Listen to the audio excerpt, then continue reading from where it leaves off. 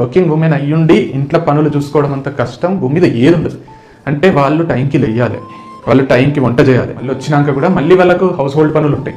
ఇవన్నీ చేస్తూ వాళ్ళ ఆరోగ్యాన్ని చూసుకోవాలి, అక్కడ వర్క్ ప్రెషర్స్ హ్యాండిల్ చేయాలి, పిల్లల బాధ్యతలు చూసుకోవాలి, భర్త బాధ్యతలు చూసుకోవాలి. అసలు మామూలు విషయం కాదు. ఇప్పటికీ కూడా వర్కింగ్ ఉమెన్ ఇంటికి వచ్చి పనులు చేస్తుంది, కానీ వర్కింగ్ మ్యాన్ ఇంటికి వచ్చి పనులు చేయడం చాలా రేర్, హార్డ్లీ 10% కూడా ఉంటుంది.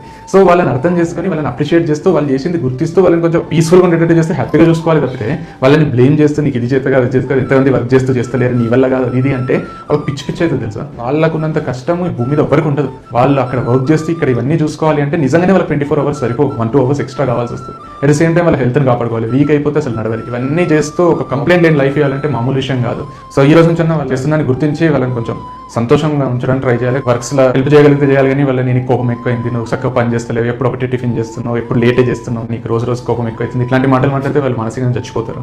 సో మనం కూడా కొంచెం ఆలోచించి వాళ్ళకి సపోర్ట్ చేస్తాం.